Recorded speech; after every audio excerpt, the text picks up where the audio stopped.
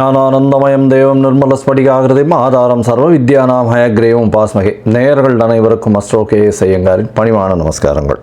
மாதபல் குரோதி வருஷம் பங்குனி மாதம் 2025 மார்ச் 15 முதல் 13/4/2025 வரலும் உண்டான காலகட்டம்.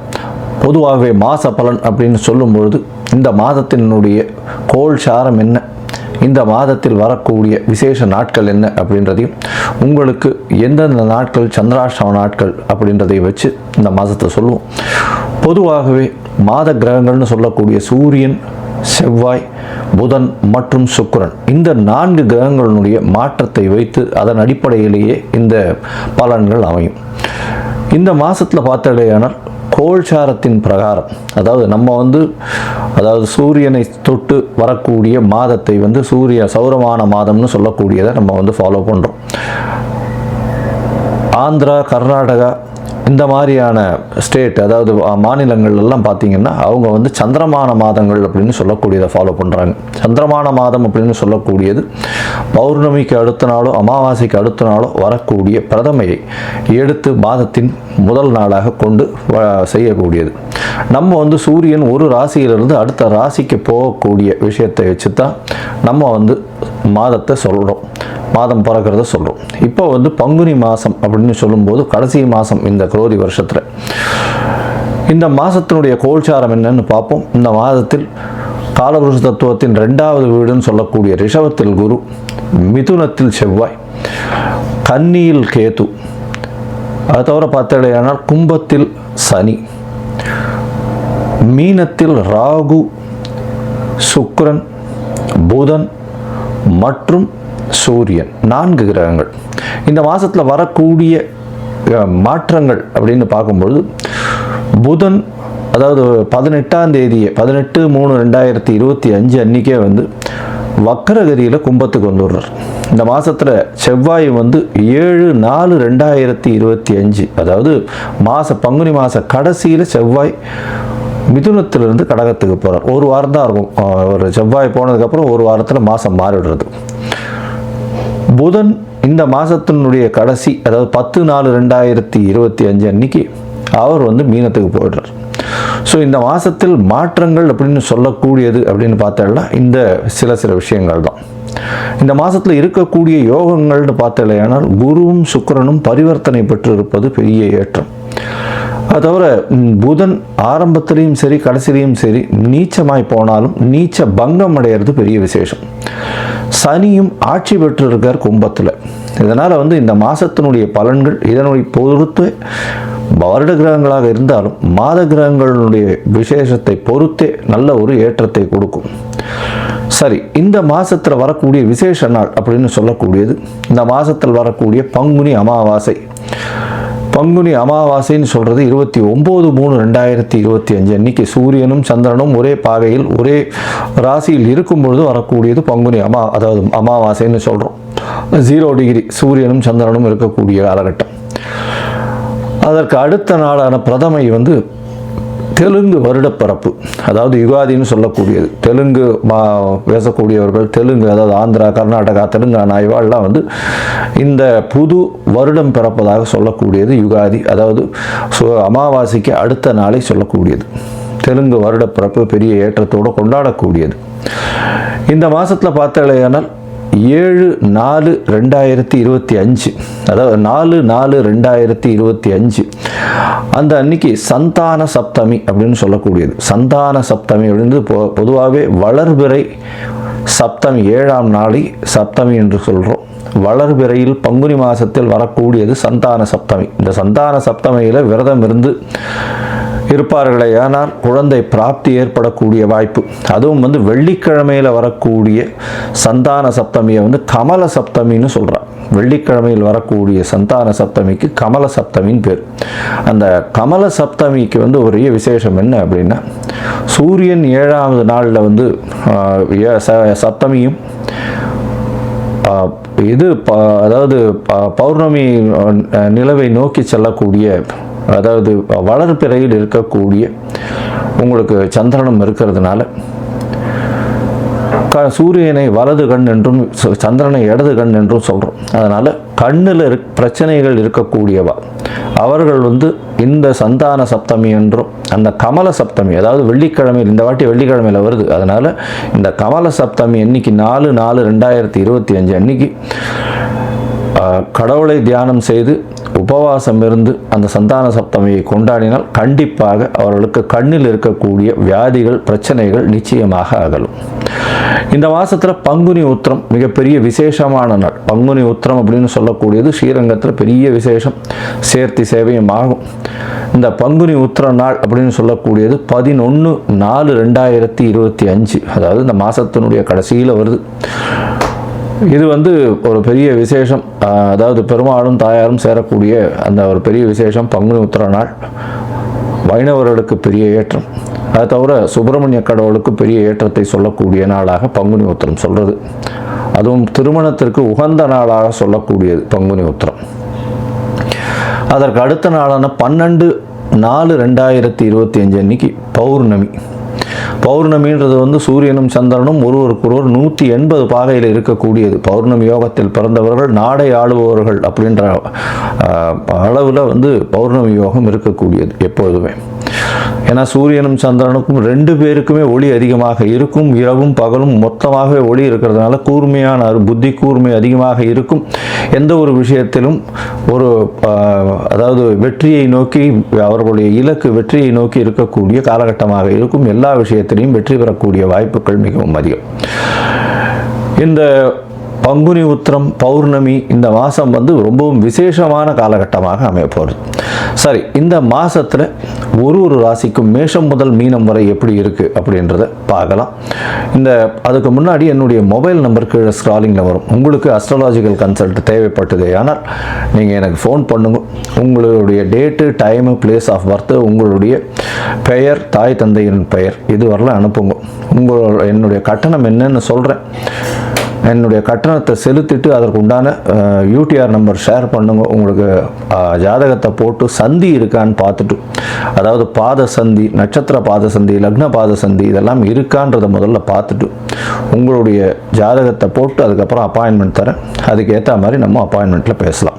ஏன்னா எனக்கு வரக்கூடிய ஜாதகத்தில் பார்த்தாலேனால் 50லேருந்து 70 விழுக்காடு பர்சன்டேஜ் 50 வயசுக்கு மேலே ஆனவாள்லாம் இந்த பின்ன நட்சத்திரங்களில் இருப்பா, அதாவது உடைந்த நட்சத்திரங்களில் இருப்பா, புனர்பூசம் 3ஆம் பாதத்தில் இருப்பா. அவள் புனர்பூசம் 3ஆம் பாதம் அப்படின்னு சொல்லிட்டு மிதுன ராசியை சொல்லிட்டு இருப்பா, ஆனால் கடகராசியில் இருப்பா.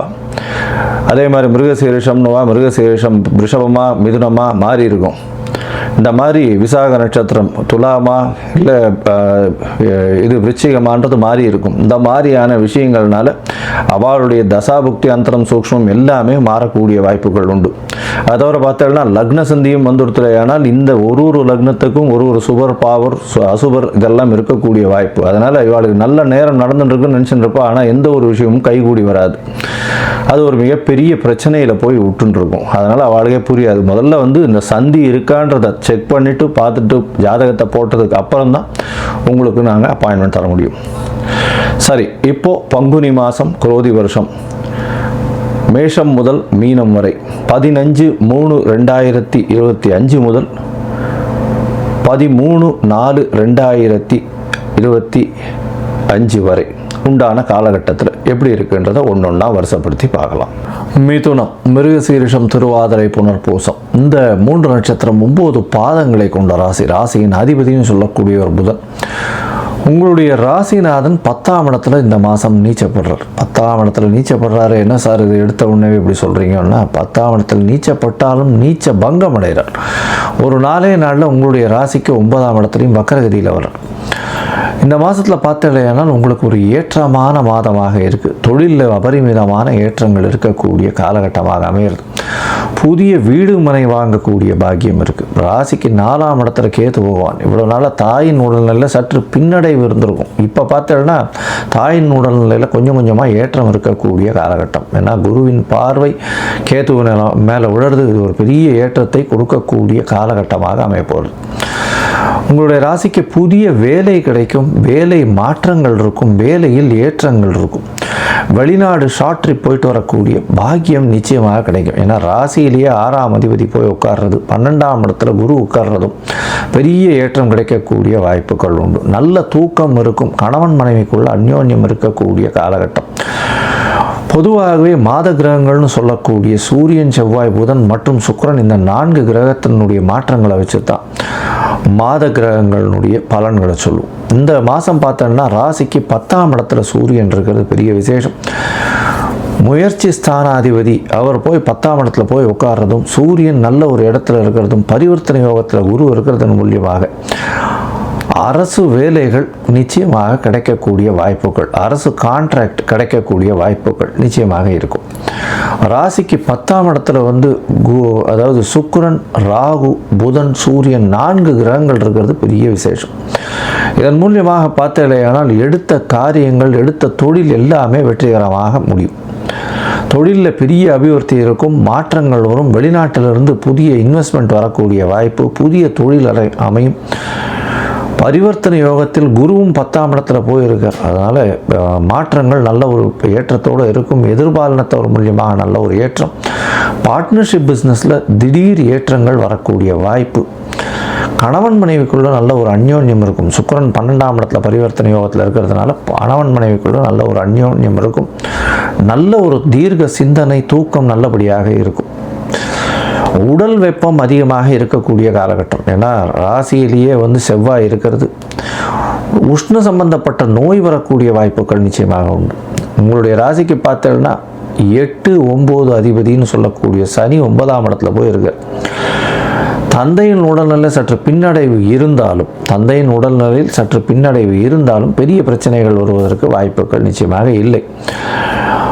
வெளிநாடு போய் படிக்கக்கூடிய யோகம் நிச்சயமாக இருக்கும். உங்களுடைய ராசிக்கு பார்த்தோம்னா வெளிநாட்டுக்கு போய் படிக்கணும்னு நினைக்கக்கூடிய மாணவியர்களுக்கெல்லாம் நல்ல ஒரு ஏற்றம் இருக்கக்கூடிய காலகட்டமாக அமையும். புதிய வீடு அமையக்கூடிய பாக்கியம் உண்டு. புதுசாக வீடு வாங்குவீங்க, அதுக்குண்டான புதிய கடன் வாங்கக்கூடிய வாய்ப்புகளும் நிச்சயமாக உண்டு. இந்த மாதத்தில் பார்த்தீங்கன்னா உங்களுடைய ராசிக்கு 10ஆம் இடத்துல 2 கிரகமான சுக்கிரனும் புதனும் இருக்கிறது. நீச்ச பங்கம் அடைஞ்ச புதன் இருக்கிறது பெரிய விசேஷம். இதன் மூலியமாக பார்த்தீங்கன்னா ராசிநாதனே நீச்ச பங்கம் அடைகிறதுனால உங்களுக்கு ஒரு நல்ல பெயர், புகழ், அந்தஸ்து, கௌரவம்லாம் வரக்கூடிய வாய்ப்பு. ஏன்னா 5ஆம் அதிபதியும் 11ஆம் இடத்துல, அதாவது 10ஆம் இடத்துல உச்சம் பெற்று போயிருக்கிறது. தொழிலில் அபரிமிதமான ஏற்றம். தொழிலில் நீங்கள் இவ்வளோ நாளாக கஷ்டப்பட்டு இருந்தது எல்லாமே வெற்றிகரமாக போகக்கூடிய வாய்ப்புகள் நிச்சயமாக உண்டு. ராகு சம்பந்தத்தில் இருக்கிறதுனால கண்டிப்பாக வேற்று மதத்தினர் மூலியமாக பெரிய ஏற்றம் கிடைக்கக்கூடிய காலகட்டமாக அமைய போகிறது. உங்களுடைய ராசிக்கு முயற்சிகள் எல்லாமே வெற்றி பெறக்கூடிய காலகட்டம். ஏன்னா 3ஆம் அதிபதியும் நல்ல ஒரு வீடான 10ஆம் வீட்டில் போய் இருக்கார். திக்பலம் பெறுறார் சூரியன். திக்பலம் பெறுறது பெரிய விசேஷம். அதனால் அரசாங்கத்துறையின் மூலியமாக உங்களுக்கு நல்ல ஒரு ஏற்றம் கிடைக்கும். தந்தையின் வழி சொத்துக்கள் வரக்கூடிய வாய்ப்பு, தந்தையின் மூலியமாக வந்த தொழில் அபிவிருத்தி அடையக்கூடிய வாய்ப்பு இந்த மிதுன ராசிக்காரர்களுக்கு அதிகமாக இருக்கும். திக்பலம் பெறுறது பெரிய விசேஷம். இருந்தாலும் சில நாட்கள் உங்களுடைய முயற்சிகளை தள்ளி போடுவது நல்லது. அந்த சில நாட்கள்னு சொல்லக்கூடியது சந்திராஷ்டம நாட்கள். இந்த சந்திராஷ்டம நாட்களில் புதிய முயற்சி வேண்டாம், வெளியூர் வெளிமாநில பிரயாணம் வேண்டாம்னு சொல்கிறோம். ஒருவேளை பண்ண வேண்டிய கட்டாயம் இருந்ததே ஆனால் சந்திரனுக்கு உண்டான எளிய பரிகாரம் அப்படின்னு சொல்லக்கூடியது அருகில் இருக்கக்கூடிய கோவிலில் பானகம் பண்ணி கொடுங்க. அதன் மூலியமாக லக்ஷ்மி நரசிம்மருக்கு பானகம் பண்ணி கொடுக்கறதன் மூலியமாக சந்திராஷ்டமத்தின் தாக்கம் நிச்சயமாக குறையும். இந்த மாதம் பார்த்தடையானால் உங்களுக்கு சந்திராஷ்டம நாட்கள் அப்படின்னு சொல்கிறது 24/3/2025 26/3/2025 வரலும் உண்டான நாட்கள். இந்த நாட்களில் யாருக்கும் ஜாமீன் கையெழுத்து போடாதீங்க, தேவையில்லாமல் காசிப்பிங் பண்ணாதீங்க, அது நல்லதில்லை. இந்த மாதத்தில் நீங்கள் இந்த துர்கை அம்மனுக்கு ராகு காலத்தில் போய் பூஜை பண்ணிட்டு வாங்கும். அது ஒரு பெரிய ஏற்றத்தை கண்டிப்பாக கொடுக்கும். அதை ராகு காலத்தில் 3-4 ராகு காலத்தப்போ, அதாவது செவ்வாய்க்கிழமை அன்னைக்கு போய் துர்கை சன்னதியில் போய் வழிபட்டுட்டு வர்றது ஒரு நல்ல ஏற்றத்தை கொடுக்கும். அதுவும் இந்த எலுமிச்சம்பழத்தை பாதியாக ஸ்குவீஸ் பண்ணி அது உள்ள அந்த ரிவர்ஸ் பண்ணிவிட்டு அதை கப்பு மாதிரி ஆக்கி அதில் நல்லெண்ணெய் விட்டு திரியை போட்டு, அதாவது நூல் திரியை போட்டு ஏற்றி ராகு காலத்தப்போ பண்ணுறது. அதுவும் வந்து இந்த ராகு காலத்தில் கடைசி அரை மணி நேரம்னு சொல்லக்கூடியது அமிர்த கடிகை நேரம்னு சொல்கிறது. அந்த அமிர்த கடிகை நேரத்தில் பண்ணுறதன் மூலியமாக பெரிய ஏற்றங்கள் வரக்கூடிய வாய்ப்புகள் நிச்சயமாக உண்டு. வேலையிலையும் சரி தொழிலையும் சரி பெரிய அபிவிருத்தி வரக்கூடிய பாக்கியம் உண்டு. மொத்தத்தில் பார்த்தடையானால் மிதுன ராசிக்காரர்களுக்கு ஏற்றமான காலம். தாயின் உடல்நிலையில் ஏற்றம், உடல் நலத்தில் சற்று உஷ்ணம் அதிகமாக இருக்கும். உஷ்ண சம்பந்தப்பட்ட பிரச்சனைகள் வரக்கூடிய வாய்ப்பு. புதிய வேலை அமையும், புதிய வீடு அமையக்கூடிய பாக்கியம், புதிய வீட்டிற்காக புதிய கடன் வாங்கக்கூடிய வாய்ப்புகள் உண்டு. தொழிலில் மாற்றம் இருக்கும். பார்ட்னர்ஷிப் பிஸ்னஸில் பெரிய ஏற்றம் இருக்கும். எதிர்பாலினத்தவர் மூலியமாக நல்ல ஒரு ஏற்றம் இருக்கக்கூடிய காலகட்டம். பரிவர்த்தனை யோகத்தின் பெயரில் கணவன் மனைவிக்குள்ள அந்யோன்யம் நல்லபடியாக இருக்கக்கூடிய காலகட்டம். தொழிலில் பெரிய ஏற்றம் இருக்கும். போட்டித் தேர்வில் வெற்றி பெறக்கூடிய பாக்கியம் நிச்சயமாக உண்டு. எடுத்த காரியங்களில் வெற்றி பெறக்கூடிய வாய்ப்பு. அரசாங்கத்தின் மூலியமாக வேலை கிடைக்கக்கூடிய பாக்கியமும், அரசாங்க சம்பந்தமாக வியாபாரம் செய்பவர்களுக்கு, அதாவது கான்ட்ராக்ட் எடுப்பவர்களுக்கு நல்ல ஒரு ஏற்றம் கிடைக்கக்கூடிய காலகட்டமாக அமையும். படிக்கக்கூடிய மாணவர்களுடைய முயற்சிகள் வெற்றி பெறும். வெளிநாடு போய் படிக்கக்கூடிய பாக்கியம் நிச்சயமாக உண்டு. மேற்படிப்பிற்காக வெளிநாடு போகக்கூடிய காலகட்டம். தந்தையின் உடல்நிலையில் சற்று கவனம் தேவை. தாயின் உடல்நிலையில் நல்ல ஒரு ஏற்றம் இருக்கும். மொத்தத்தில் பார்த்தீர்களேயானால் இந்த மாதம் நல்ல ஒரு ஏற்றமான மாதமாக இருக்கும். ராகு காலத்தில் செவ்வாய்க்கிழமை அமிர்த கடிகை நேரத்தில் விளக்கேற்றுவது துர்க்கை அம்மனுக்கு நல்ல ஒரு ஏற்றத்தையும் மாற்றத்தையும், உடலில் நல்ல ஒரு மாற்றங்களையும் கொடுக்கக்கூடிய வாய்ப்புகள் நிச்சயமாக உண்டு.